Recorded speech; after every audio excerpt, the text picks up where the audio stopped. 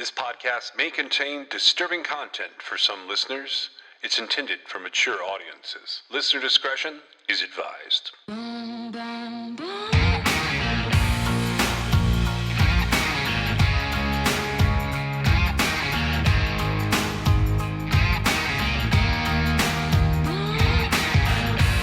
This is True Crime XS.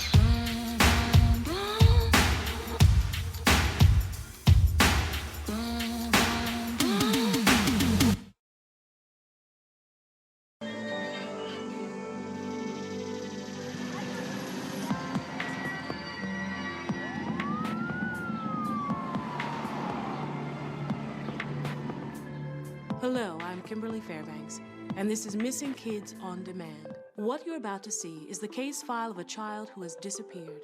Take a close look, study the details, and if you have any information that could help us find this child, call the number on your screen. Your tips could help reunite a family.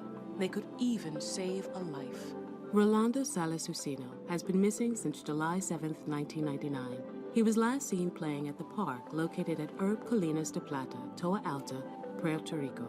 The photo on the left shows what he looked like then. The photo on the right has been age progressed to 15 years. Rolando is a 17-year-old Hispanic male. He has black hair and brown eyes. At the time of his disappearance, he was 3 feet 10 inches tall and weighed 54 pounds. Rolando was last seen wearing a green t-shirt with dark shorts and black and white tennis shoes. If you have any information about Rolando's whereabouts, please call the National Center for Missing and Exploited Children. When calling, please refer to this Missing Kids video segment or log on to www.missingkids.com. Thank you for helping local police in their effort to bring this child back home. The information you provide could be the answer to someone's prayers.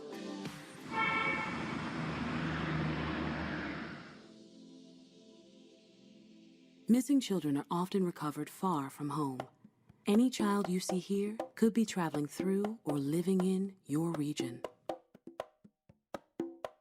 And now we're going back in time to look at cases between 1999 and 2000. With the year 1999, Meg went one direction and I went a different direction. And I'm going to cover both of those. The reason that I covered mine the way that I did was I was trying to put my mind into the same place that a soldier, fresh out of training, with leave ascribed at particular times, with access to a particular set of resources, how he might take advantage of being able to disappear from the Army by telling them you were going to see family and friends, and to disappear from family and friends who thought, well, he's in the Army. While Meg stuck to the U.S., I looked at a couple of situations that I considered for possible sprees for this killer. I wanted to know why on his timeline he kept particular records and went particular places. My exploration includes Hawaii and Puerto Rico. I was particularly interested in how a soldier in the Army might be able to travel during that time to more exotic locations for free or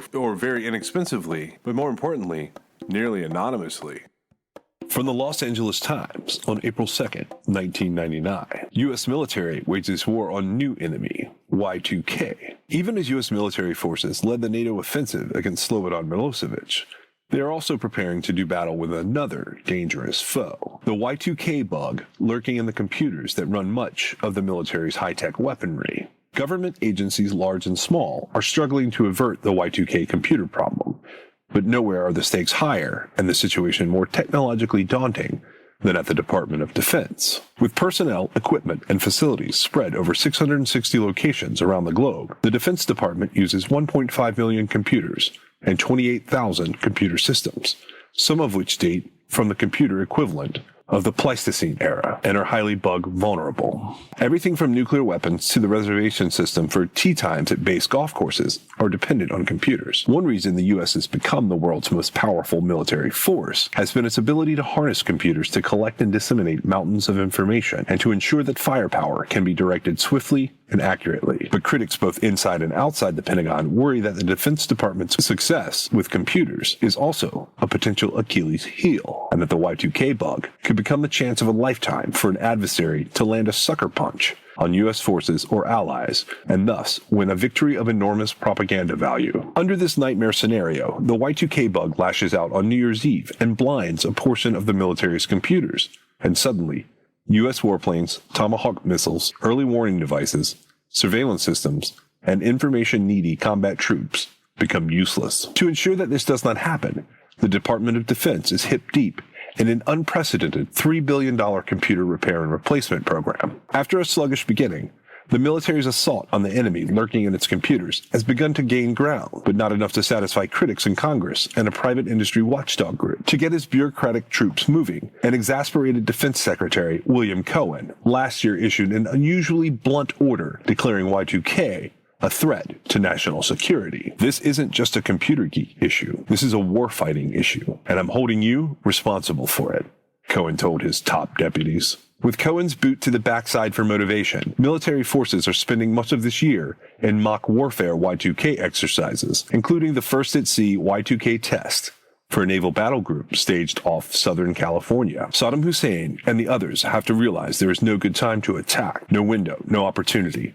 No hole in which the Navy is not prepared to respond, and Y2K doesn't change that, said Captain Timothy Traverso, the top Y2K bug chaser for the Navy's Pacific Fleet. Traverso's upbeat assessment came at the end of the Y2K drill for the aircraft carrier Constellation and 13 ships that constitute its battle group, a force that may be patrolling the Persian Gulf next December and enforcing the no-fly zone in Iraq. During a 14-day Y2K readiness test, the ship's computerized clocks were repeatedly rolled ahead to the December 31st witching hour in what is called a midnight crossing. The goal was to test the numerous patch jobs Traverso has ordered in the 160-plus systems in the battle group that are vulnerable to Y2K. Navy brass wanted to assess the battle group's ability in a Y2K environment to detect hostile ships and aircraft, launch and retrieve F-14 Tomcats, F-18 Hornets, and other warplanes, and fire a full range of computer-controlled weapons, including Tomahawks. To create a stressed environment, a general alarm was sounded during one phase of the test, sending 5,000-plus sailors aboard the Constellation, scurrying to battle stations. Traverso judged the exercise a success, although some systems remain to be tested before the battle group deploys in June. It was like herding a soccer field full of cats at the beginning, trying to figure out all the systems, said Mark Booth, the civilian expert hired to direct and assess the effort. I think we've got them corralled now, though. Congressional critics, such as Representative Stephen Horn, a Republican from Long Beach, want to believe Pentagon officials when they say that mission-critical systems will be repaired with time to spare. But Horn and others say more tests and more proof will be needed before they are satisfied. As late as November, Horn, chairman of the House Subcommittee on Government Management, Information and Technology, graded the military's Y2K performance as worthy of only a D-.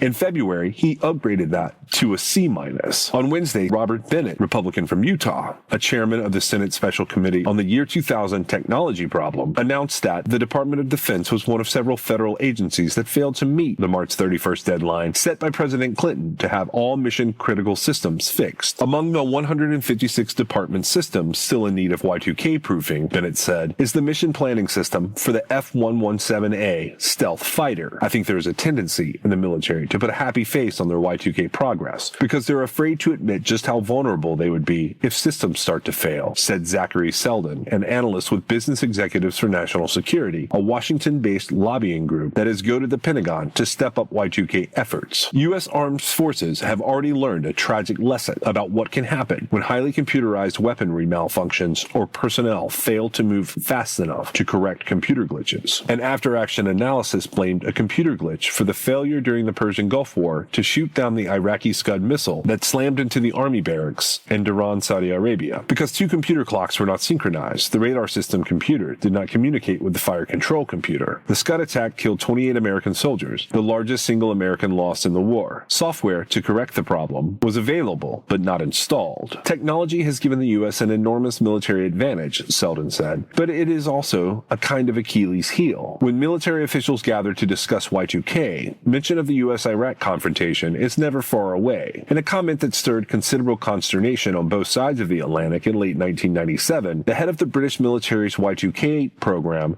told the Financial Times of London that American counterparts have confided to him that if Saddam Hussein wanted to launch an attack on the U.S., the first day of the year 2000 would be the time to do it. U.S. officials are also worried that a Y2K foul-up could lead to a nuclear war if the Russians' computerized early warning systems fail, and out of panic, the Russians are tempted to launch a missile strike. In both the U.S. and Russian missile forces, the decision to launch a missile is made by human beings, not by computers, and thus the chances for an accidental pre-programmed launch is considered virtually non-existent. There is a greater chance, however, the Russians could launch because of bogus information from their computers. To keep the Russians from making such a horrific miscalculation, the U.S. has offered to build a facility at a missile command center at Colorado Springs so that Russian personnel on site could receive immediate notification of missile launches and relay that information to Moscow. This proposal came in the wake of a meeting in September between Clinton and Russian President Boris Yeltsin. After NATO's strikes against Serbian targets began, the Russian news agency quoted military officials in Moscow as vowing not to cooperate with the U.S. missile warning plan, although U.S. officials hope they will reconsider after hostilities end. The U.S. military was pioneering the use of computers when civilians were still stuck with paper and pencil, but many of the systems are vulnerable to glitches and incompatibilities, and Defense Department computers must interface with numerous private computer systems, including those of 800 banks for the military's payroll and purchases. If we built houses the way we built software, the first woodpecker to come along would destroy civilization, Deputy Defense Secretary John Hamre told the Senate Armed Services Committee. The services, including some combat units, were admittedly slow to assess the magnitude of the Y2K problem, in which time-sensitive computers can misread 2000 as 1900 and either shut down completely or spit out inaccurate information. Top priority has been to ensure that computers involved with nuclear weapons have been rid of Y2K problems. Defense officials have assured Congress that the task has been completed, both for land-based missiles and Trident submarines, but only a third of the military's computer systems are covered by the high-priority designation of mission critical. A report by the Office of Management and Budget said that only half of the thousands of systems that are not mission critical have gotten the repairs needed to make them Y2K compliant. The Department of Defense is like a large ship headed toward an iceberg. We have successfully changed course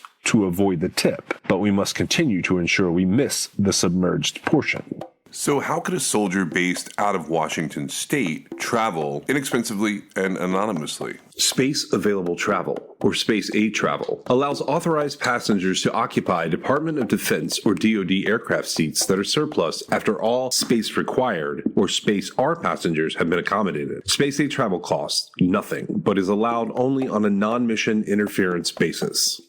So with Space Aid Travel, he would have been able to travel freely between Washington, Hawaii, and Puerto Rico. And one of the photos from his computer did match a case from 1999 in Puerto Rico. Rolando Salas Jacino was last seen playing unsupervised in a park located near his home in Puerto Rico on July 7, 1999, between 4 and 7 p.m. He's never been seen again. Rolando's stepfather was a suspect in his case for a time due to prison inmates who said they overheard him telling people he had murdered the child and buried his body on a farm. This story has never been verified. Rolando's disappearance was widely covered in the news media in Puerto Rico and Latin America. A theory that his disappearance was drug-related was quickly dismissed by police, as none of his family members are known to have been involved in drugs. There were many alleged sightings of him in the Dominican Republic, Spain, and the mainland United States, but none of these reports have been confirmed. His case remains unsolved. Rolando was 4 years old, around 4 foot tall, weighing 50 pounds. He was wearing a green t-shirt, dark green shorts, and black and white sneakers. He's a biracial male with black hair and brown eyes. Rolando speaks Spanish. I can't track this killer to Puerto Rico during the time that Rolando went missing, and that doesn't mean he didn't do it. It just means we don't know. We do know he had a photo of this person on his computer. I'm going to highlight some of my cases now and then Meg's, sort of back to back, but I'm really just highlighting cases that I found that were interesting to look at, and if we find where the bodies are buried, we'll be able to tell if these cases are linked to this killer. Paula Louise Merchant was last seen departing from her residence in Forest Acres, South Carolina on January 3, 1999 at approximately 6:30 p.m. She was planning to attend a church meeting on LeGrand Road at the time. She never arrived at her destination and has not been seen again. Merchant was driving her tan 1989 Nissan Sentra at the time of her disappearance. The vehicle was discovered abandoned and burned at approximately 12 a.m. on January the 4th, several hours after she left home. The car was located in the 2000 block of Commerce Drive in Columbia, South Carolina. There was no sign of her at the scene. Authorities are uncertain if Ronaldo Javiero Ray Rivera is connected to Merchant's case. Rivera was charged with the murders of 4 women in the Augusta, Georgia area in October of 2000. He had attended the University of South Carolina in the early 1990s and was familiar with the area of Merchant's disappearance. There are differences between Merchant and Rivera's other victims, but there are enough similarities between the crimes to allow further investigation. Investigators are also investigating whether or not he was involved in the 1992 South Carolina disappearance of Dale Dinwiddie. Rivera admitted to murdering 4 Georgia women, but is a suspect in many more deaths. He was charged in 1 killing in 2000. His victim in that case was a police officer, a native of Puerto Rico, and a Navy pilot with an exemplary military record. Rivera was convicted of the police officer's murder in 2004 and sentenced to death, plus 7 life terms for related crimes. Merchant is a graduate of Georgia State University and majored in anthropology. She planned to enroll at the University of South Carolina for a master's degree in anthropology. She was 25 years old, 5 feet 6 inches tall, and weighed 120 pounds. She was last seen wearing a light green sweater, a maroon 3/4 length coat, gray pants, black shoes, a dark pink or black knit hat, and a large size silver ring. She was carrying a medium-sized dark brown purse. She had blonde hair and brown eyes, and often wears her hair in ponytails or braids. She has dimples. Her case remains unsolved. Paul Ward Shrout, a widower and retired mechanic, lived with his son in the 60 block of Forest Avenue in rural Sharpsburg, Kentucky at the time of his disappearance. He was last seen lying in bed at 2:00 p.m. on January 4th, 1999. His son left the house to run errands at that time. At 3:41 p.m., a neighbor noticed Shrout's house was on fire and summoned the authorities. The fire department took 17 hours to fully extinguish the blaze, and the house was almost completely destroyed. The cause of the fire is undetermined, and no trace of Shrout or his body could be found in the ruins of his home. After an extensive search of the rubble turned up nothing, and authorities are still not sure whether Shrout was at home when the fire broke out. His poor health limited his mobility. He couldn't drive. Nobody saw him leave his house. Investigators stated it was possible, although highly unlikely, that the fire could have completely consumed Shrout's remains. He remains listed as a missing person due to the unclear circumstances. Paul Shrout was 85 years old, 5 feet 9 inches tall, and weighed 170 pounds. He was last seen wearing a blue flannel shirt and dark-colored pants. He had 3 prior heart attacks and 2 strokes. He has a pacemaker. He has brown hair and brown eyes. Wears eyeglasses.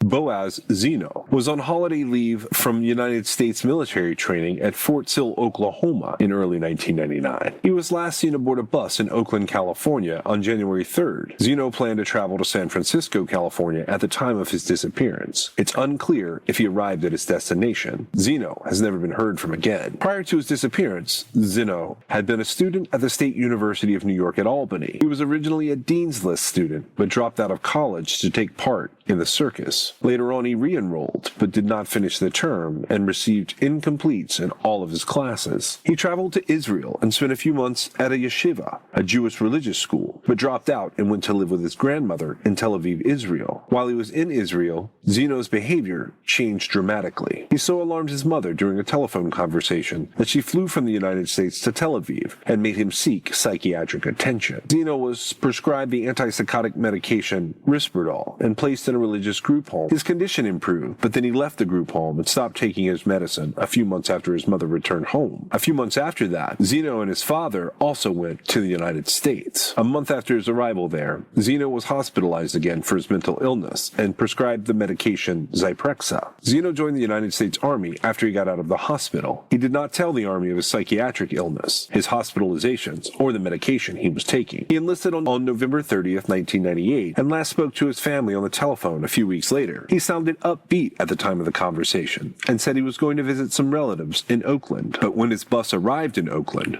Zeno saw 2 other enlisted men off and told them he was going to San Francisco instead. Several weeks later, the Army notified Zeno's family that he had never returned to Fort Sill for active duty as scheduled. Zeno's mother hired a private detective to look for her son in 2001. The detective believed Zeno was possibly homeless. Prior to his disappearance, Zeno had expressed admiration for homeless people and their resourcefulness. Witnesses reported seeing a man resembling Zeno living on the streets and in homeless shelters in the Oakland and Berkeley, California areas, but the private detective was never able to locate him. Oklahoma and California authorities are both handling Zeno's case. Boaz Zeno was 22 years old, 5 feet 10 inches tall, 170 pounds. He had dark brown hair, brown eyes, and Zeno has an abdominal scar extending from his navel to his pubic bone. Zeno wears eyeglasses for distance vision. His nickname is Bo. His case remains unsolved.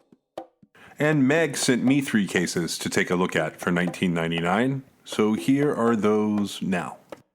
11-year-old Mikkel Diane Biggs was last seen riding her bicycle near her family's residence in Mesa, Arizona on January 2, 1999. Mikkel and her younger sister thought they heard an ice cream truck's music in the distance and asked their mother for money.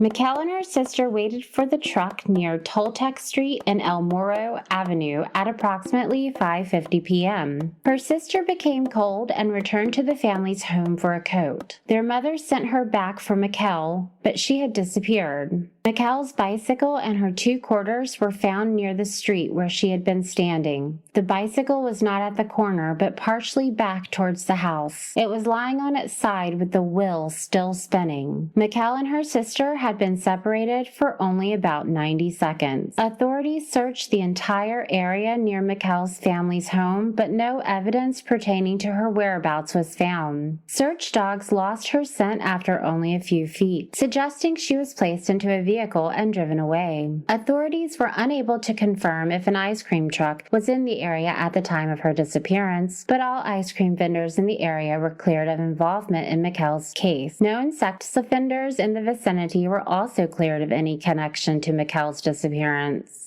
There have been many false leads in Mikkel's case. On January 9th, police dug up what appeared to be a freshly dug grave outside of Mesa. They found nothing. 2 witnesses were put under hypnosis in hopes that they would remember something, but nothing came of that. A copper-colored Jeep was reportedly spotted near Mikkel's home at the time she was last seen, but when its driver was located, he was ruled out as a suspect and he had seen nothing unusual. Houses in the neighborhood were searched with the consent of their owners, but to no avail. Only one homeowner refused to permit a search. He is not considered a suspect. On March 10, 1999, a man reportedly tried to abduct 2 girls, a 10-year-old and 11-year-old, from a schoolyard. Police thought the incident might have been connected to Mikkel's case, but the abduction was revealed to be a hoax. Investigators have released sketches of 2 possible suspects in Mikkel's disappearance. The sketches were not widely publicized since authorities are not certain if the men are connected to her case. Mikkel's father believes he knows who was responsible for his daughter's apparent abduction. The man, D. Blaylock, he had prior convictions for sex offenses in 3 states and was registered as a sex offender. In 2001, he was convicted of raping a neighbor and trying to kill her. He is presently serving a 15-and-a-half-year sentence in an Arizona prison. His wife provided an alibi for the time Mikkel disappeared, saying he was in their home garage the entire night. Mikkel's parents visited him in prison and asked directly if he had been involved in her disappearance, but he repeatedly told them he knew nothing about it. On the 5th anniversary of her disappearance, her family held a funeral for her with an empty casket. They believe Mikkel was murdered shortly after her disappearance. No charges have been filed against anyone in her case. Mikkel is described as an intelligent, artistic, sociable person and an honor student. She played the clarinet and was a member of her school's student council at the time of her disappearance. She wanted to become an animator when she grew up. Her favorite color is purple, and she has 2 younger sisters and a younger brother. There are few leads in Mikkel's disappearance, and her case remains unsolved. Mikkel Diane Biggs was 11 years old. She was 4 foot 8 inches tall and weighed 85 pounds. She was last seen wearing a red t-shirt with her elementary school's name, Lindbergh, imprinted on the front, bell-bottom jeans with embroidered seams on the sides of both of the pant legs, white canvas shoes, and maybe earrings. She has brown hair and hazel eyes. Mikkel's upper front teeth are prominent. Her ears are pierced and she has several moles on the left side of her neck. Her hair has been permed and was growing out prior to her disappearance. Mikkel Diane Biggs would be 32 years old now. Diane Louise Wolf worked the third shift at Hanover Foods on Route 116 in Hanover, Pennsylvania. She had held the job for 20 years. Her husband and mother were also employed at the company. They worked second shift. Wolf departed from the business at approximately 7 a.m. on January 29, 1999. She returned to her family's residence on Sycamore Lane in Conewago Township, Pennsylvania, shortly afterwards. Wolf left her pink and white lunchbox and several Avon products on their kitchen table. Then she drove to the All First Bank on Dart Drive in Hanover. A security camera recorded her $300 deposit at the drive-through ATM at approximately 7:33 a.m. Wolf normally filled her car's gas tank on Fridays and also visited a local tanning salon during the evening hours. She never canceled her appointment scheduled for that night. Wolf has never been heard from again. Diane's sister was employed at Wise Market on Baltimore Street in Hanover. She discovered Wolf's turquoise 1994 Pontiac Grand Prix with the Pennsylvania license plate number WR9396M locked and abandoned in the parking lot on February 2, 1999 at approximately 6:50 a.m. There was no sign of her sister at the scene. Another store employee reported that the vehicle had been parked in the lot since the previous morning. Wolf's dry cleaning was hanging from the interior hook, and the car's locks were frozen. The car was covered with dust as if it had been driven on a dirt road or in a quarry. Wolf's loved one said she normally searched for the closest possible parking base at any establishment. Her Grand Prix was parked on the outskirts of Wise Market's lot, which was uncharacteristic of her. There hasn't been any activity on Diane's credit card since January 1999. She left all of her clothing behind at her residence, and her cellular phone, which she normally carried everywhere, was in her car. Only Diane's purse was missing. It has never been recovered. She normally packed at least 2 suitcases if she was planning to go on a trip. There were 2 unconfirmed sightings of Diane since her disappearance. One took place in Gettysburg, Pennsylvania on Stratton Street on the same morning Wolf's car was discovered. Another sighting took place near Chambersburg, Pennsylvania in March 1999. Wolf's family members said that she was looking forward to visiting her pregnant daughter during her 4 weeks of vacation from Hanover Foods. Wolf was reportedly excited about becoming a grandmother. She planned the baby shower and placed a baby crib on layaway. Her mother said that Wolf was upset several days before her disappearance. She was concerned that she neglected to create a will. Her mother calmed her down and Diane appeared to be fine afterwards. It is not known if the incident is related to her case. Diane was legally declared dead in 2006, 7 years after she went missing. Police believe she was a victim of foul play and someone in the local area has knowledge of her disappearance. Her case remains unsolved. Diane Louise Wolf was 45 years old. She was 5 foot 6 inches tall and weighed 180 pounds. She had brown hair with red highlights, brown eyes.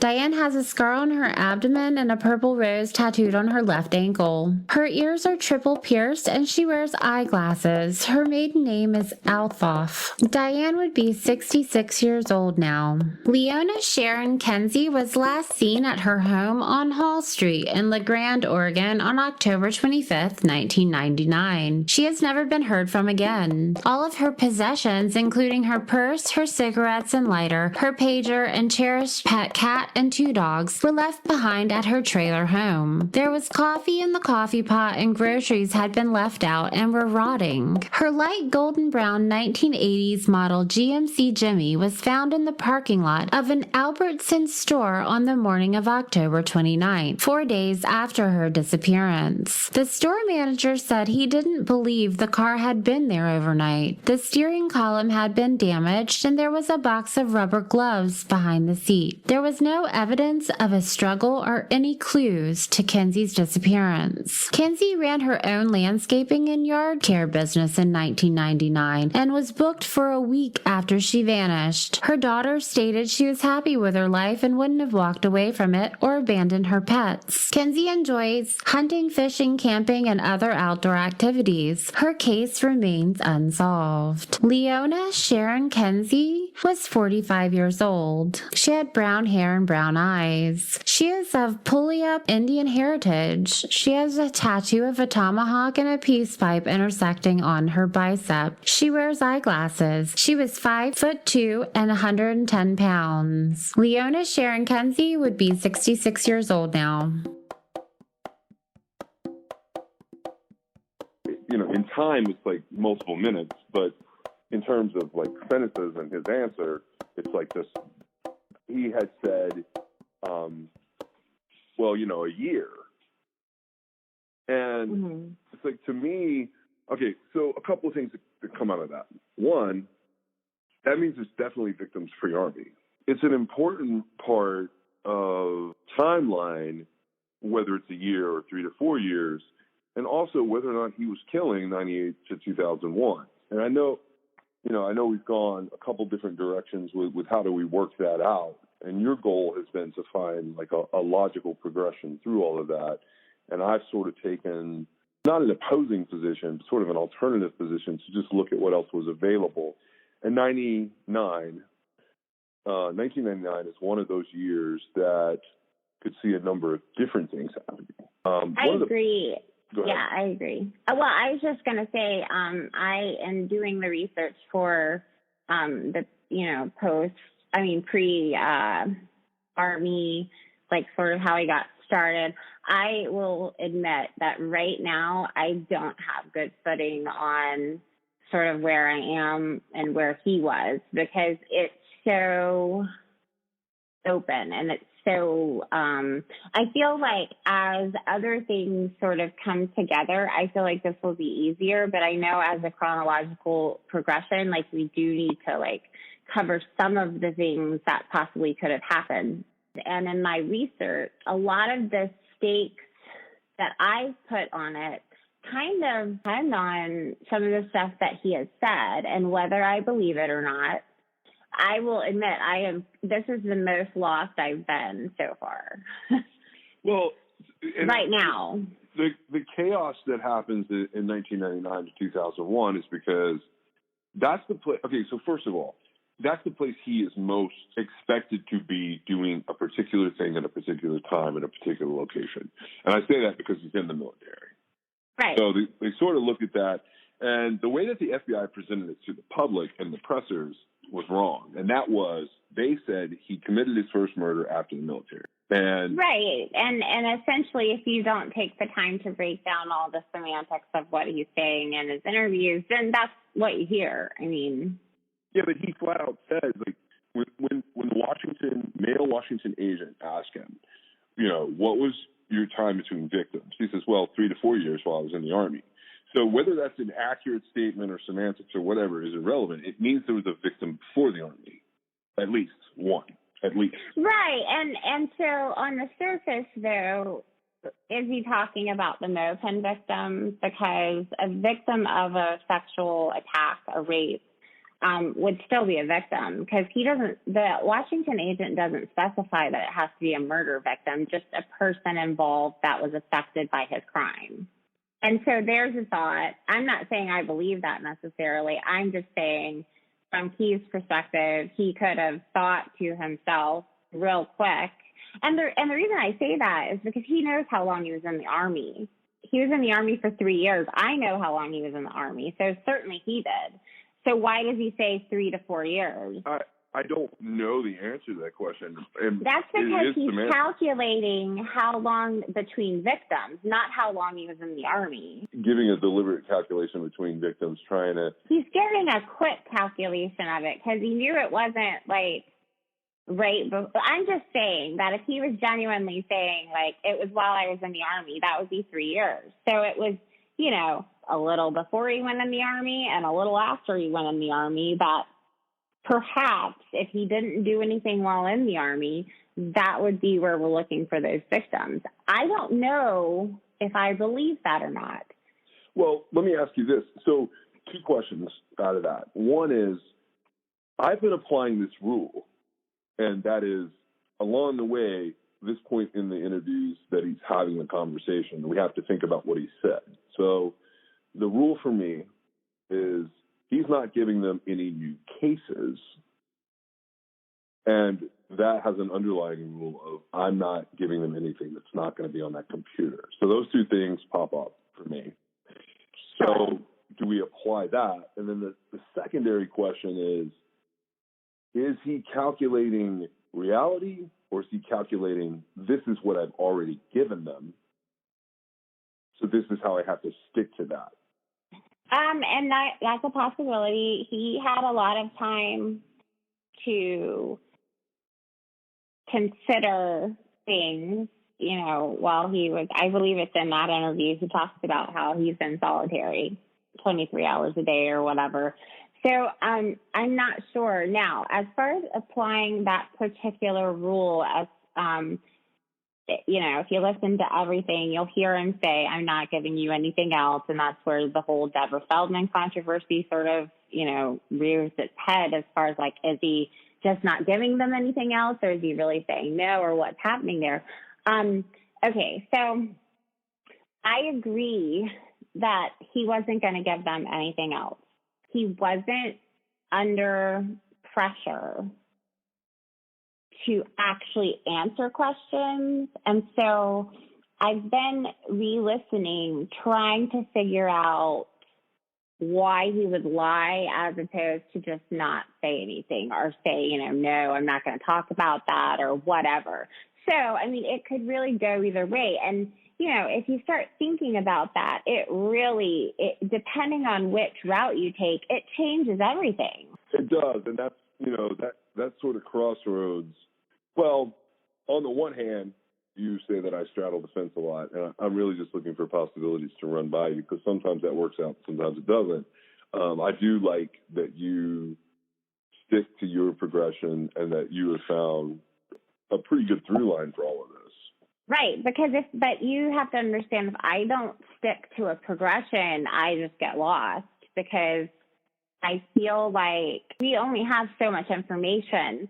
And this is theoretically his part of a starting point where I believe he says, I figured out I could do it and get away with it. And then it took me a couple more years to actually do it. And he talks about all this stuff. It's not like he gives exact details, and he is vague in saying things, but I do think it will eventually come together.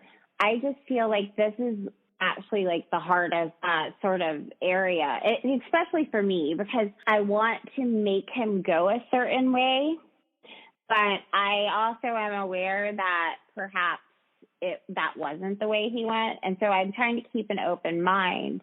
In some of the cases, making a decision to exclude or include somebody shifts everything. And then so I have to go back and I'm like, well, maybe that wasn't him.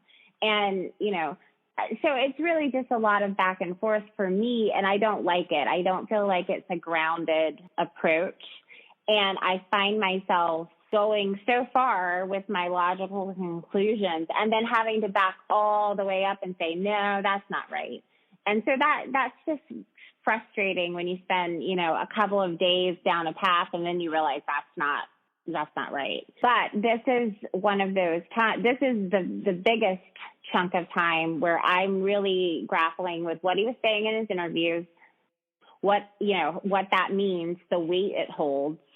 And, he is irritated during those interviews. Right before the Washington agents come in, he's basically talking about how terrible it was that the FBI searched the house he was living in. And he's got these unreasonable, demands that they can't follow anymore because he's not giving them the information they need to hold off these, sort of routine things. But it's amusing from the perspective of, here's this, murderer who's talking about how, like, he's getting on to the FBI for doing things a certain way. And then he's like saying, I believe at some point they say, you know, oh, we're going to keep you involved as we're going to locations. And he's like, well, I'm entitled to that, you know. And I'm thinking to myself, no, you're not. And, you know, that kind of thing is what fuels me, like, looking into it. Because to me, like, what is he thinking? And, you know, the fact that these people being the investigators, put on these faces that they do, and they go in and deal with this is extraordinary. But at the same time, I don't know how much of a face Israel's putting on. I don't know. Like, well, I just don't know how much time it takes him to recover from his temper tantrums.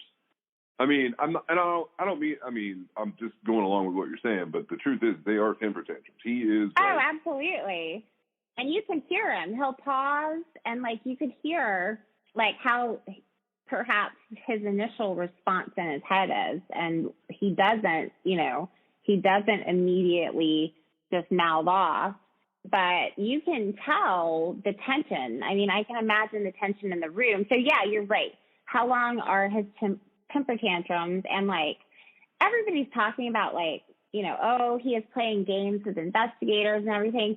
I'm not so sure. Like, I don't know that I feel like he legitimately was acting. I don't know that he was really trying to manipulate them. I feel like some of the things that he was doing came from a place of just not understanding the legal process. And of course, they didn't help the situation as far as, and, you know, they did try to give him the control. And I think part of the reason the whole, you're a smart guy and you want to keep control, part of the reason that them telling him that didn't work was because that's not really what he was going for.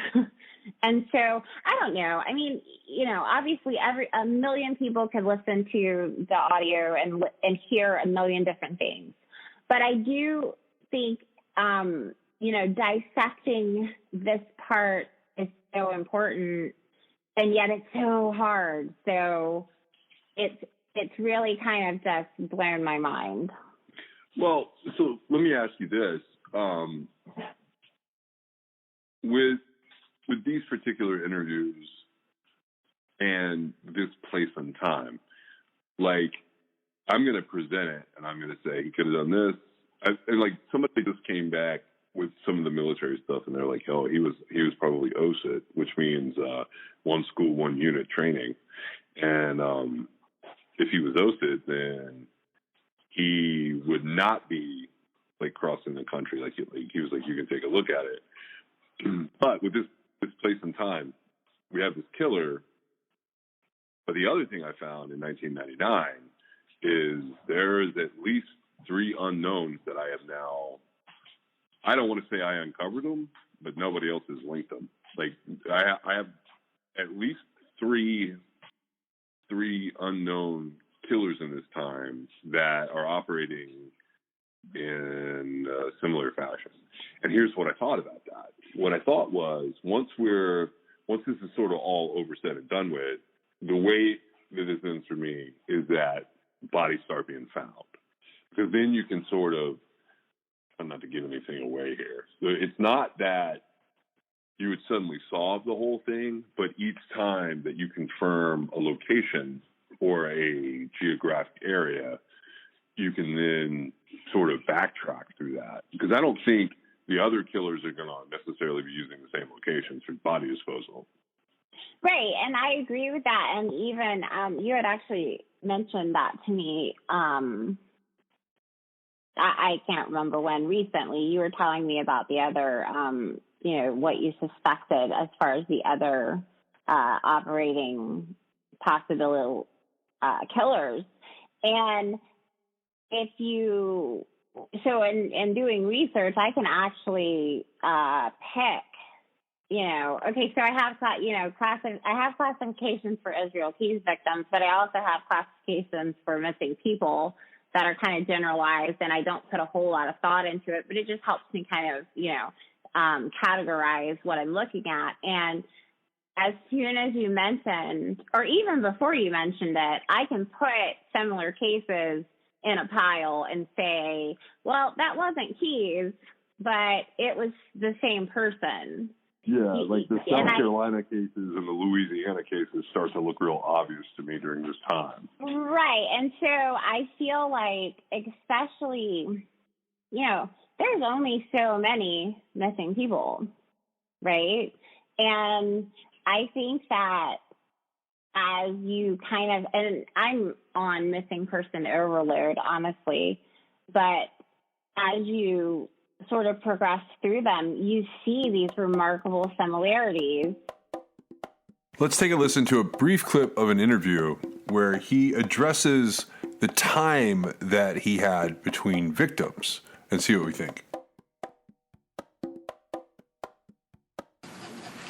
I mean, as Tammy describes it, when she was going through the issues with her drug addiction and stuff, I mean, it sounded like it was pretty terrible and stressful, probably for you and Lainey.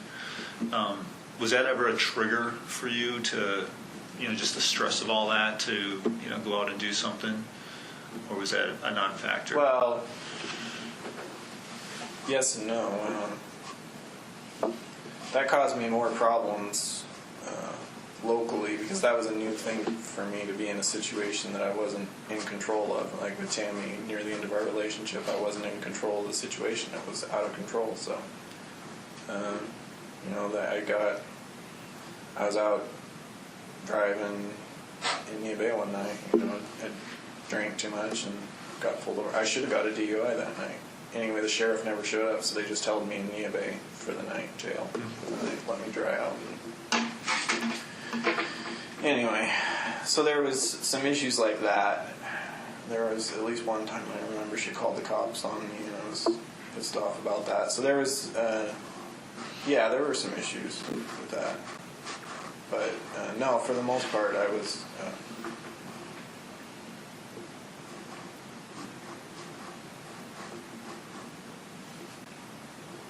It was easier.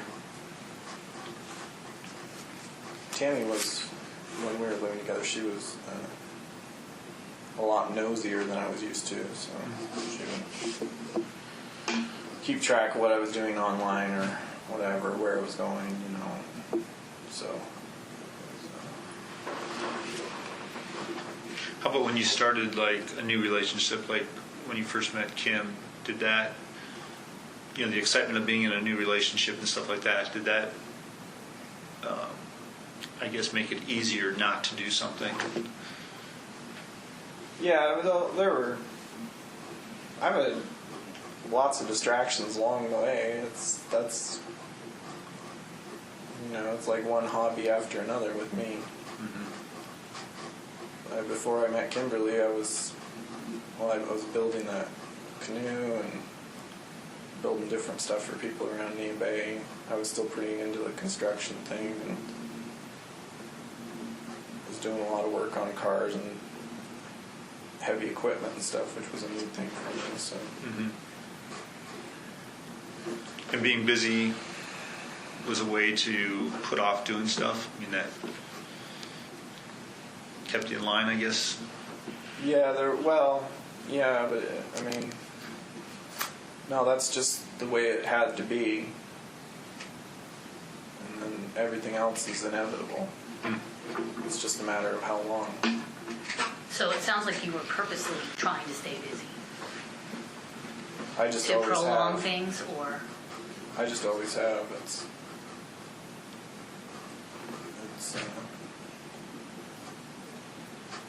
a lot of the stuff that I've done is not even for because I had to do it or because for financial gain or it's just to stay busy and just to do something new, I guess.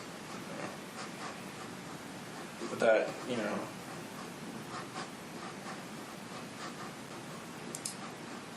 when the sun goes down, it's all. Doesn't matter how many hobbies you have, it's all it comes back to the same thing eventually. I think you talked one time, maybe it was the last time these guys talked with you about BKT or the BTK, and about how he went seemingly dormant for a long time, and how difficult that probably was for him. Can you give us a ballpark of like the longest you were able to go between things? I mean, is it months, years? When you were active, at least. Well, I could go for more than a year, but not. It really depends what you qualify. But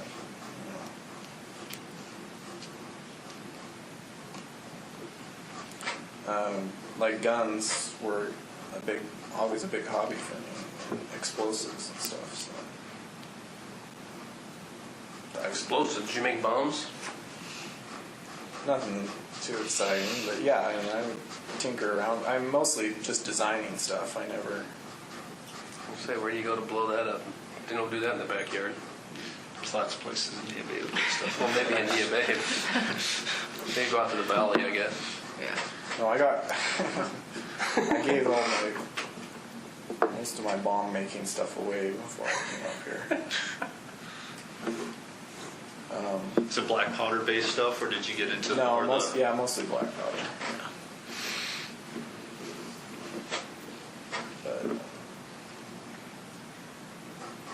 And when you messed around with that stuff, were you using it in conjunction with some type of crime, or were you just... Sometimes, but not usually.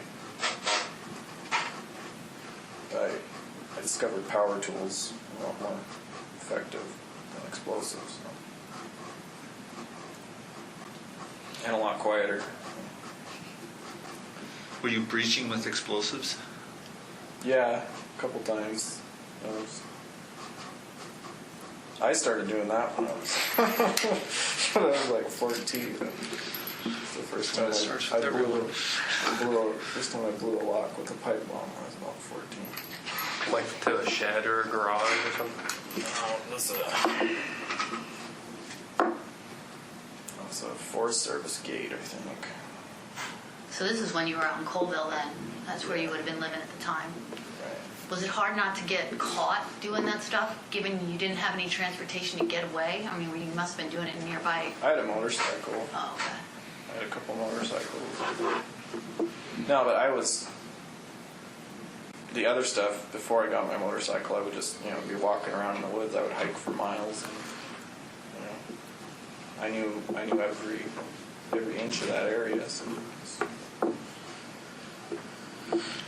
were the Colville cops, I don't know if it was Tribal PD where you were at or if it was Sheriff's Office, but did they know you based on some of your troubles or not? No. No.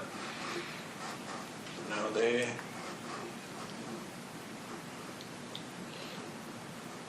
It seems like there was a break-in or something at one of our neighbors' houses that I didn't have anything to do with, and they came and talked to me, and there was a civil case where a neighbor complained that I was shooting at her dogs, and she took us to court, and but I don't think that wasn't criminal. I never got arrested for it or anything. Were you? Yeah, but come on. They were on your property? They were pit bulls? Yeah, they were pit bulls. They weren't nice dogs. It's self-defense.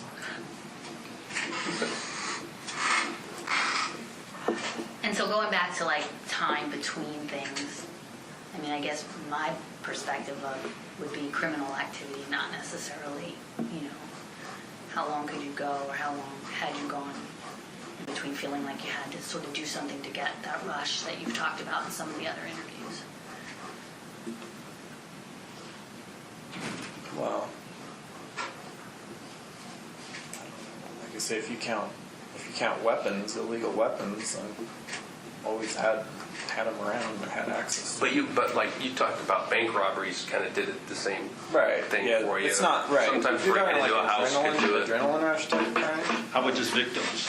How long could you go between victims?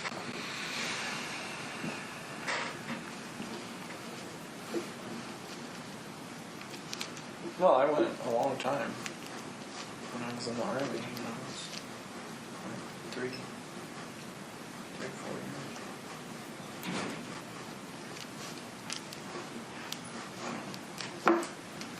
It's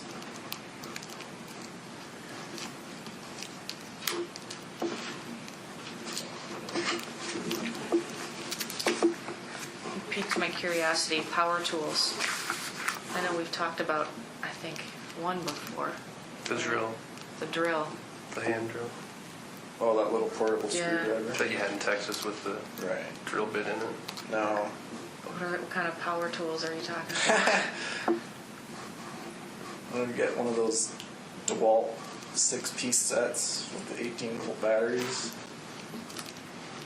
An angle grinder with a high-speed cutoff wheel will cut through pretty much every single high-security padlock there is. Doesn't matter what kind it is. I could cut through them in about 2 or 3 minutes. So noisy, but not as noisy as a pipe bomb. Well, yeah, I guess they're noisy, but you know, throw a blanket over yourself and so nobody sees the sparks. Theoretically. Was that Right. pre-Army or post-Army? Sounds like post. Right. No, I didn't have. That was in Nia Bay that I. They didn't even come out with a lot of those tools until Right. I was in Nia That's what I Bay. was It's thinking. just been the last 10 years that they've really become good enough to do that kind of thing with. Otherwise, you got a generator and plug it in and all that's Right. defeats the purpose.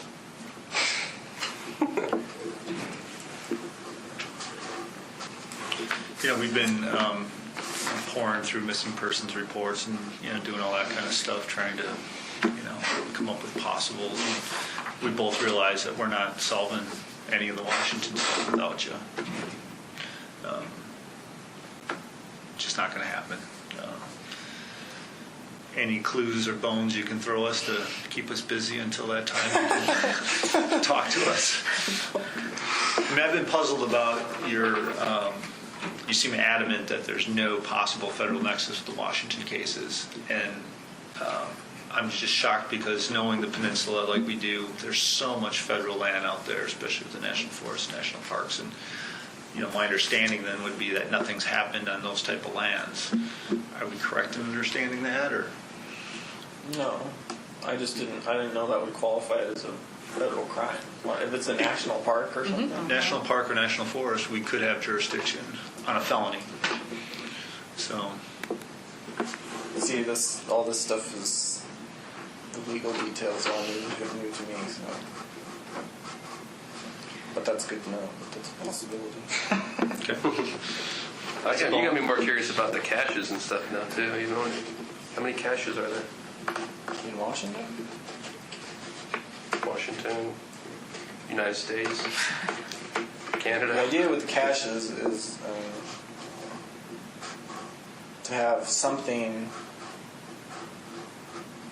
everywhere. Wherever you might never know when you're going to feel the need. I'm not tied down. a stay-at-home kind of guy, so. So there's a lot of them. Well, I don't know. A dozen? No. Ah. Jesus, nothing. That won't be that hard. Yeah. You guys have it. We got that. How many in Washington? One relative. How about At least one in Washington. At least one. Is there one that's not relative that we could look for? No. They're all relative? Well, relevant to, I know you said there was one in Washington relevant to stuff we may be talking about in the future, but. Yeah. Well, they're all relevant. That's what you have them for, right? Right. Yeah, they're all. I mean, because a lot of the stuff in them, at the time that I buried them, it's not mine, so.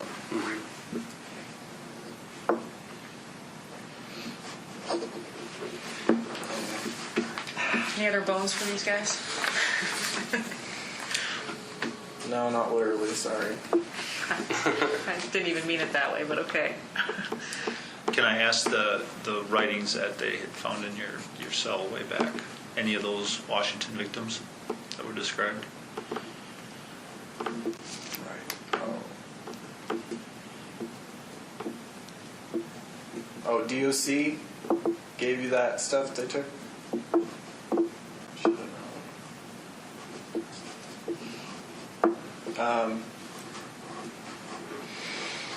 Yeah. Yeah, I don't remember exactly what. I mean, yeah. One of those is a victim, probably. Okay. So no matter what we think, he says that for 3 to 4 years, he didn't have any victims. But he did confirm that he had some victims in Washington State. And while I was still looking at 1999 and a couple of Hawaii candidates, I also found one from Washington State. And on the official timeline, he had 2 entries for rental cars, one in September and one in November. And the Hawaii victims, they're in November. And I'm not suggesting he drove a car to Hawaii, but what if one of the alibis he set up was to give a buddy a car while he was gone? I came across different documents where units from Washington and New York were down in Puerto Rico. So the other thing that was interesting to me, the 25th Infantry, he was part of Tropical Lightning or Electric Strawberry or 25th Infantry, depending on like when you're in, depends on what you call it. But it's after the patch. The patch looks like a strawberry with a lightning bolt. They're based out of Schofield Barracks out in Hawaii.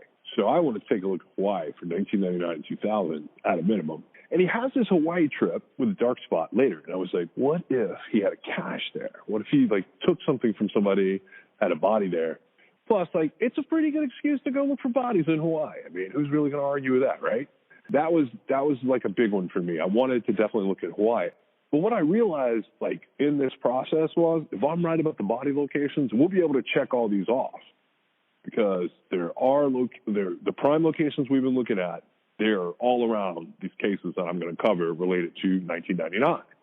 So with 1999, I had them down for like, I was looking at weekends, I was looking at holidays, and I was looking at Washington, Oregon, Arizona, Texas, Oklahoma, South Carolina, New York.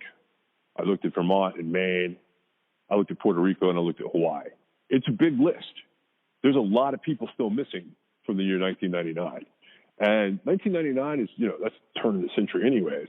There was a lot going on with Y2K. And Y2K was like this crazy thing. But what do you remember is computers getting upgraded for that meant that a lot of records during that time period were off slightly.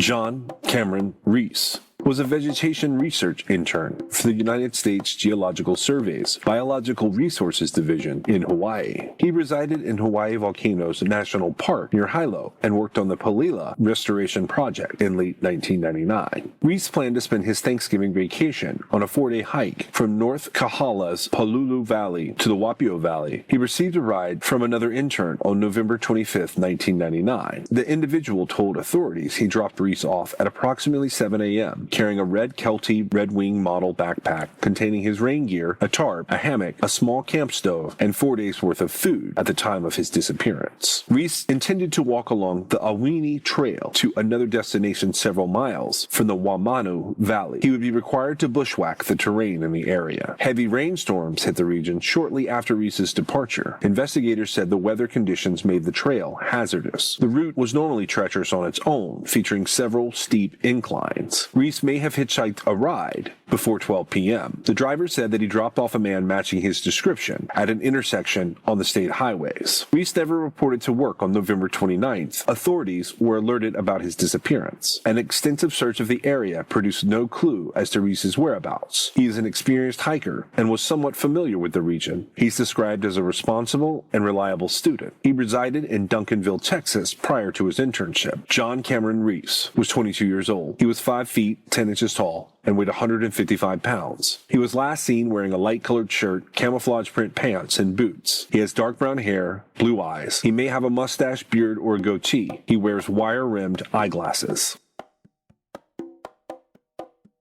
Philip George Mounts was last seen dining with friends during the evening hours of November 26, 1999, in Hawaii. He has never been heard from again. He may have gone swimming alone in an area with dangerous tides near Lahui later that night. His case remains unsolved. Philip Mounts was 20 years old, 5 feet 11 inches tall, and weighed 145 pounds. He has brown hair and brown eyes. Mounts' hair was long at the time of his 1999 disappearance. He may have a mustache, beard, or a goatee. He has a tattoo of a fairy on his right shoulder blade. Mounts' nickname is Phil.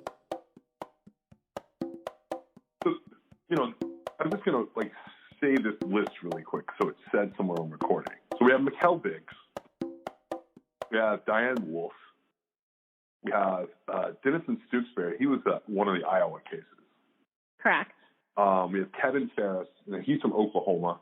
And then there's another Iowa case, which, by the way, I kind of linked those two, but I don't think it's our killer. That's Dennis Adelsberger.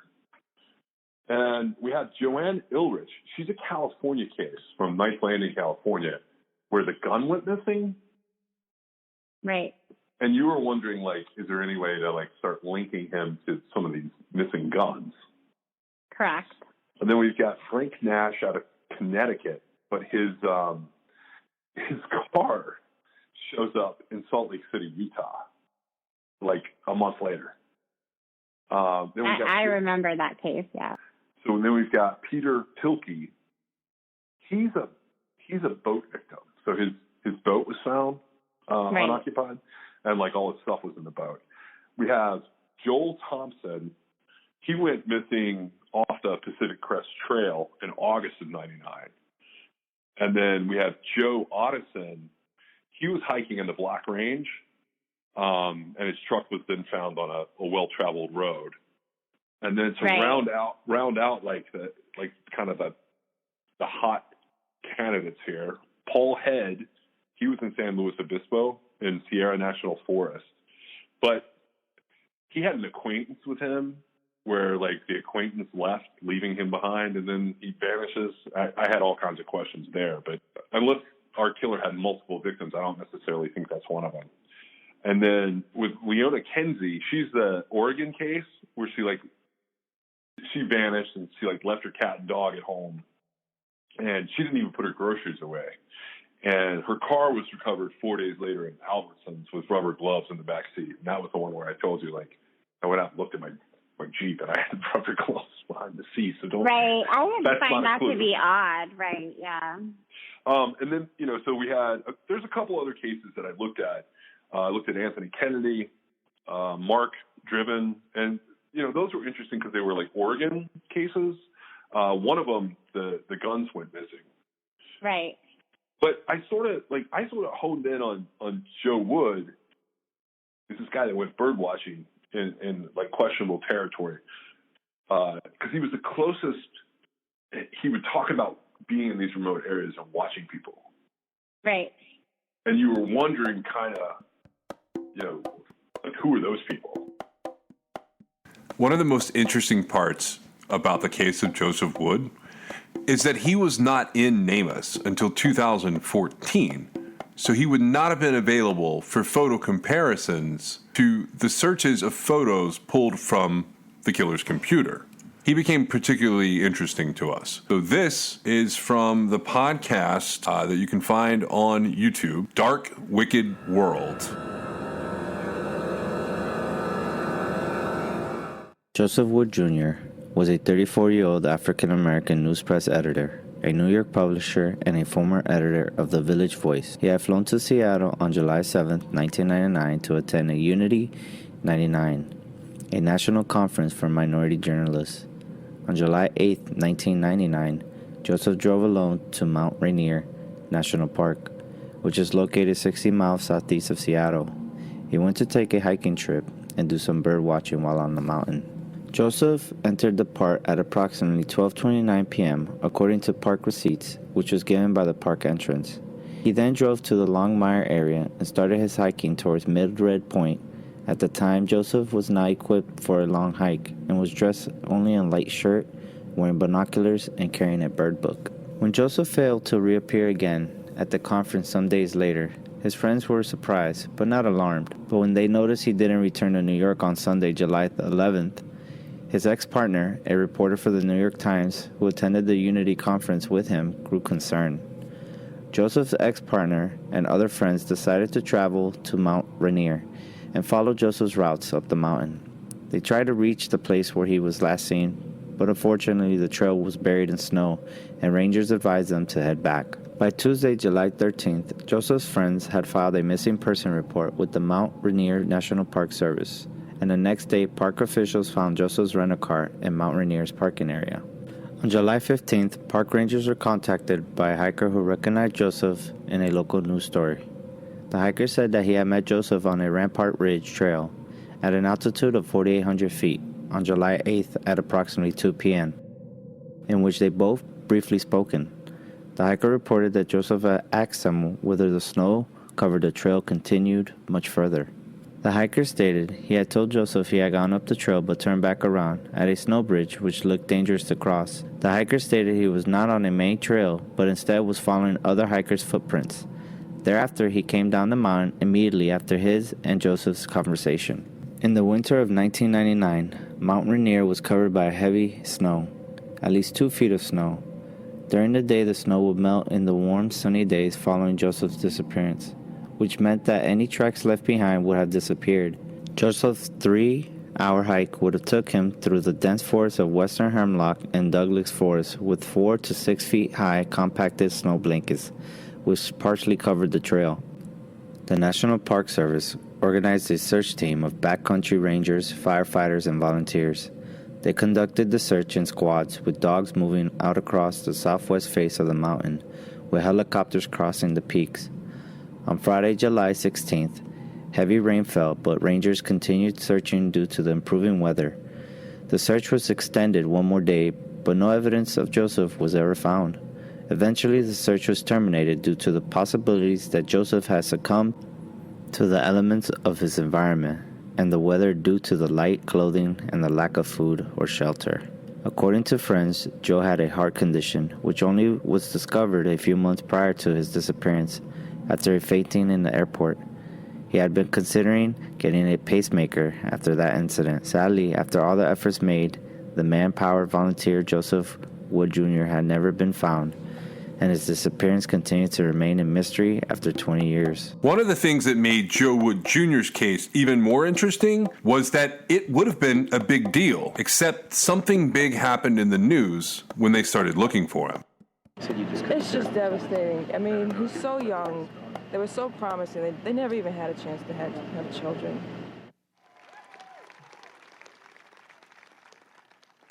This is both a moment of celebration and a moment of sadness for the United States. And our thoughts and prayers are with the families of John Kennedy and Carolyn and Lauren Bassett.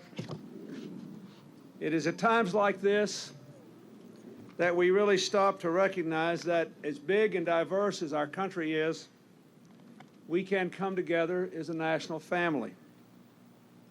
We can come together in sorrow or in joy if it reflects the values that we honor most.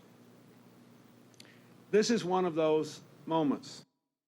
On the afternoon of July 16, 1999, John F. Kennedy Jr. departed from Fairfield, New Jersey at the controls of his Piper Saratoga light aircraft. He was traveling with his wife, Carolyn, and his sister-in-law, Lauren Bassett, to attend the wedding of his cousin, Rory Kennedy, at Hyannisport, Massachusetts. After first dropping Lauren off at Martha's Vineyard, he had purchased the plane on April 28, 1999 from Airbound Aviation. But the plane was reported missing after it failed to arrive on schedule, and the news for the next several days was flooded with information about the tragedy that the Kennedy family had just experienced. And as quickly as Joe Wood Jr.'s disappearance made the news, it vanished in the flood of information about JFK Jr.'s death. I just think it's a profound tragedy and something that is, I still don't quite believe it's real.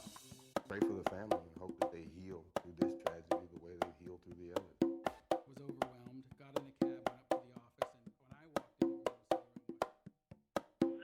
in, And to me, Joe Wood is that guy.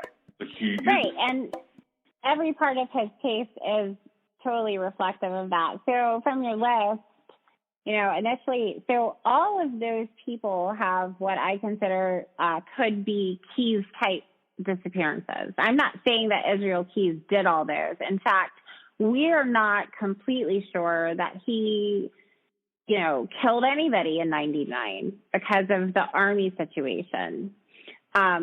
But all of those disappearances have elements that you could attribute to at least the later version of Keyes that we heard about.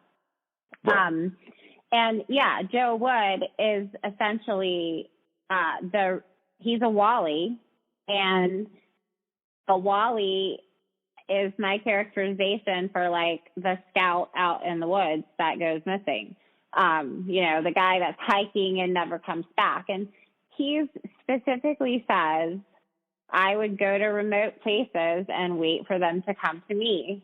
And he's like, somebody says, well, what do you mean? And he's like, well, if I'm in a remote place that other people come to as well, and they disappear, nobody thinks anything of it. It happens all the time. And the victim characterization, Wally, is born, making it the third victim type that we've been looking for. The truth is, there's a chance that between 1999 and 2001, he didn't kill anyone at all. Between NCIC, NamUs, and other missing persons sources, from January 1st, 1999 until December 31st, 2001, there are over 1,600 missing persons cases still open in just the United States. Next week, we'll get on with the rest of the investigation and start looking at the final victim types. But I want to leave you with one last case from 1999 that has hallmarks of some of the other cases that we've heard about and that we will hear about. Loria Bible spent the evening of December 30th, 1999, at her friend Ashley Freeman's trailer home near Welch, Oklahoma, to celebrate the latter's birthday. Lorene Bible, Loria's mother, said that Kathy Freeman, Ashley's mother, took the girls to the Pizza Hut in Veneta, Oklahoma, during the evening. Lorene's statement contradicts authorities' belief that Kathy and the girls visited Big Bill's Barbecue in the 350 block of North Wilson Street in Veneta, Oklahoma. The group traveled in Kathy's blue Toyota and picked up feed for the Freemans' livestock, as well as water from Kathy's mother's house. The Freemans' trailer did not have running water and was primarily heated by a wood-burning stove in the living room. The family was described as avid hunters and outdoor enthusiasts who enjoyed living in this remote location. The trailer was equipped with telephone service and electricity. There were numerous firearms stockpiled inside the home, and Ashley assisted with hunting for food. Ashley's boyfriend, Jeremy Hurst, told investigators that he met the women at a local Walmart after their dinner. He gave Ashley a silver chain with a heart-shaped pendant embedded with a birthstone for her birthday present. Hurst said that he returned to the Freemans' home with the women shortly afterwards. He said that nothing appeared to be amiss, and he departed at approximately 9:30 p.m. Ashley's father, Danny Freeman, had relatives over during the evening who claimed that Hurst actually left more like 10:30 p.m. Authorities said that no outgoing telephone calls were made from the family's home during the night. Kathy planned to take Ashley to her driver's test the following morning. Loria had a dental appointment scheduled for the following morning and planned to leave the trailer shortly beforehand. A passing motorist reported a fire in the vicinity of the Freemans' residence at approximately 6 o'clock a.m. the following morning. Authorities discovered Kathy's remains inside the debris during the afternoon. Investigators initially stated that they were positive no other bodies were inside the home and did not secure the location during the overnight hours. Danny Freeman was considered the prime suspect in his wife's murder. Authorities believe that he may have abducted Ashley and Loria and traveled elsewhere, but all of the Freemans' vehicles were parked near their home. Loria's car was also nearby, and the keys were inside the ignition. Lorene discovered Loria's purse propped inside the trailer, but there was no other evidence of the girls at the scene. Jay Bible, Loria's father, discovered Danny Freeman's body in the bedroom of the mobile home during the following morning. The Bibles returned to the trailer in an attempt to gather more evidence as to their daughter's whereabouts. Both Danny and Kathy had died as a result of gunshot wounds. Danny's body was partially covered by debris inside the bedroom, explaining why his remains were overlooked. The medical examiner determined that Danny's right collarbone had been fractured prior to the entrance of the fatal wound. The coroner determined that Kathy died at approximately 5 o'clock a.m. Investigators believe that the fire was intentionally set in an attempt to destroy evidence of the crimes. An extensive search for the girls produced no evidence as to their whereabouts. Lorene told reporters that Ashley had been saving her money to purchase a used vehicle in December of 1999. Lorene said she believed Ashley had accumulated $1,200 in her savings account, but Hurst said that Ashley actually claimed to have saved between $3,000 and $4,000 for the car. She was employed part-time at Roscoe's, a convenience store in Welch. Hurst said that Ashley did not have a bank account. She kept her money sealed in a Tupperware container in the family's freezer. Authorities were unable to locate any evidence of the cash after the fire. Lorene stated that Ashley and Danny had been arguing earlier in the month regarding the vehicle. She claimed that Ashley wanted to purchase a different car than Danny had desired. Danny reportedly had a violent temper and had been charged with abusing his son Shane in 1998. He was acquitted of the charges in 1999. Danny consistently protested the allegations. Oklahoma law enforcement officer David Hayes shot and killed the Freeman's son Shane Shane in 1998. Hayes was on duty at the time of the incident. Shane was on a country road in possession of a stolen vehicle at the time that Hayes encountered him. The car had apparently broken down. Shane allegedly reached behind his back and pulled a gun, prompting Hayes to fire at him. The incident was investigated, and Hayes' actions were found to be justified. Hayes and his brother, who is also a law enforcement officer, said they both took polygraph exams after the girls' 1999 disappearances. Neither of them are considered suspects in the investigation. Hayes and his brothers had not participated in the active cases. Several of Danny's relatives believe that local law enforcement was behind the murders and the girls' disappearances, but no evidence has been located to support this theory. Freeman family members also believe that Shane was attempting to flee the scene at the time of his death, and claim that his autopsy report contradicts the official verdict. There was speculation that Ashley and Loria were involved in the Freeman's murders after the searches failed to produce evidence as to their whereabouts. Investigators stated there was nothing in either girl's background to suggest that they could be capable of such brutal acts. Ashley was a member of the Welch High School basketball team, although she was unable to participate in the 1999 season as a result of an ankle injury. Loria was a cheerleader and planned to become a cosmetologist after her high school graduation. Both girls were viewed as being well-behaved teenagers in 1999. Several possible suspects were investigated over the years, including the serial killers Tommy Lynn Sells and Jeremy Bryan Jones. In April of 2018, 18 years after the two teens vanished, police announced that they had made a serious break in the case. Authorities now believe that three men, identified as Warren Phillip Welch II, David A. Pennington, and Ronnie Dean Busick, went to the trailer that night, killed Danny and Kathy, set the fire, and took the girls. Pennington and Welch are now deceased, and Busick has been arrested and charged with 4 counts of first-degree murder, 2 counts of kidnapping, and 1 count of arson. According to investigators' theory, Ashley and Loria were kept alive for an unknown number of days after they were abducted. The 3 suspects took Polaroid photos of the girls while they were captives. They told multiple people they were holding them and showed them the pictures. Busick is awaiting trial for Ashley and Loria's murders. Authorities still hope to recover the girls' bodies, and the case remains under investigation. Foul play is suspected in their cases due to the circumstances involved. Thanks for joining us. You can reach us at 252-365-5593 or at truecrimexcess.com or truecrimexcess@gmail.com if you want to send us a note. This episode was brought to you by LabrottieCreations.com. That's LABROTTIECREATIONS.com. Check out the merchandise and specifically their fun Pop Pet art custom pieces made from photos of your very own pets.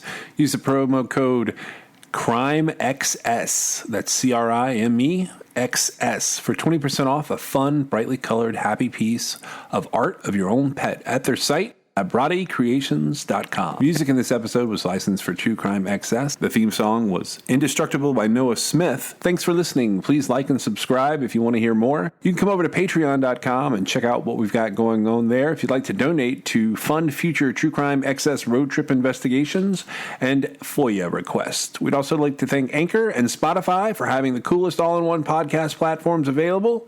Definitely download the Anchor app or go to Anchor.fm to start your own show today.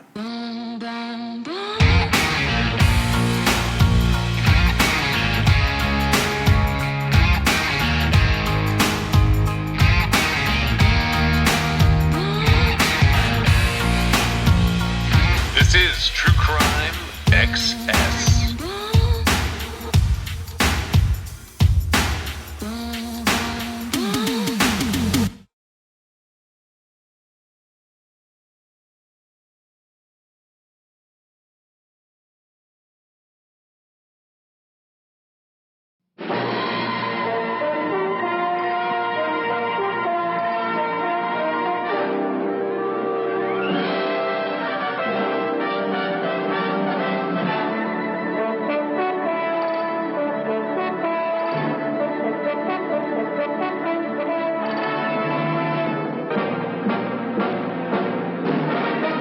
Thomas De Quincey, the essay on the knocking at the gate in Macbeth. From my boyish days, I had always felt a great perplexity on one point in Macbeth. It was this. The knocking at the gate, which succeeds to the murder of Duncan, produced to my feelings an effect for which I never could account. The effect was that it reflected back upon the murder a peculiar awfulness and a solemn depth, that however obstinately I endeavored with my understanding to comprehend this, for many years, I never could see why it could produce such an effect. Here I pause for one moment to exhort the reader never to pay any attention to his understanding when it stands in opposition to any other faculty of his mind. The mere understanding, however useful and indispensable, is the meanest faculty in the human mind, and the most to be distrusted, and yet the great majority of people trust in nothing else, which may do for ordinary life, but not for philosophical purposes. Of this, out of 10,000 instances that I might produce, I will cite one. Ask of any person whatsoever who is not previously prepared for the demand by a knowledge of perspective to draw in the rudest way the commonest appearance which depends upon the laws of that science, as for instance, to represent the effect of two walls standing at right angles to each other, or the appearance of the houses on each side of a street, as seen by a person looking down the street from one extremity. Now in all cases, unless the person has happened to observe in pictures how it is that artists produce these effects, he will be utterly unable to make the smallest approximation to it. Yet why? For he has actually seen the effect every day of his life. The reason is that he allows his understanding to overrule his eyes. His understanding, which includes no intuitive knowledge of the laws of vision, can furnish him with no reason why a line which is known and can be proved to be a horizontal line should not appear a horizontal line, a line that made any angle with a perpendicular less than a right angle, which seemed to him to indicate that his houses were all tumbling down together. Accordingly, he makes the line of his houses a horizontal line, and fails, of course, to produce the effect demanded. Here, then, is one instance out of many, in which not only the understanding is allowed to overrule the eyes, but where the understanding is positively allowed to obliterate the eyes, as it were. For not only does the man believe the evidence of his understanding in opposition to that of his eyes, but, what is monstrous, the idiot is not aware that his eyes ever gave such evidence. He does not know that he has seen, and therefore, quote, his consciousness has not seen, that which he has seen every day of his life. But to return from this digression, my understanding could furnish no reason why the knocking at the gate in Macbeth could produce any effect, direct or reflected. In fact, my understanding said positively that it could not produce any effect. But I knew better. I felt that it did, and I waited and clung to the problem until further knowledge should enable me to solve it. At length, in 1812, Mr. Williams made his debut on the stage of Ratcliffe Highway and executed those unparalleled murders which had procured for him such a brilliant and undying reputation, on which murders, by the way, I must observe that in one respect they have had an ill effect, by making the connoisseur in murder very fastidious in his taste, and dissatisfied by anything that has been since done in that line. All other murders look pale by the deep crimson of his, and as an amateur once said to me in a querulous tone, there has been absolutely nothing doing since his time, or nothing that's worth speaking of. But this is wrong, for it is unreasonable to expect all men to be great artists, and born with the genius of Mr. Williams. Now, it will be remembered that in the first of these murders, that of the Mars, the same incident of a knocking at the door soon after the work of extermination was complete did actually occur, which the genius of Shakespeare has invented, and all good judges and the most eminent dilettante acknowledged the felicity of Shakespeare's suggestion as soon as it was actually realized. Here, then, was a fresh proof that I was right in relying on my own feeling in opposition to my understanding, and I again set myself to study the problem. At length I solved it to my own satisfaction, and my solution is this. Murder, in ordinary cases, where the sympathy is wholly directed to the case of the murdered person, is an incident of coarse and vulgar horror, and for this reason, that it flings the interest exclusively upon the natural but ignoble instinct by which we cleave to life. An instinct which, as being indispensable to the primal law of self-preservation, is the same in kind, though different in degree. Amongst all living creatures, this instinct, therefore, because it annihilates all distinction and degrades the greatest of men to the level of the poor beetle that we tread on, exhibits human nature in its most abject and humiliating attitude. Such an attitude would little suit the purposes of the poet. What, then, must he do? He must throw the interest on the murderer. Our sympathy must be with him. Of course, I mean a sympathy of comprehension, a sympathy by which we enter into his feelings and are made to understand them, not a sympathy of pity or approbation. In the murdered person, all strife of thought, all flux and reflux of passion and of purpose are crushed by one overwhelming panic. The fear of instant death smites him with its petrific mace. But in the murderer, such a murderer as a poet will condescend to, there must be raging some great storms of passion, jealousy, ambition, vengeance, hatred, which will create a hell within him. And into this hell we are to look.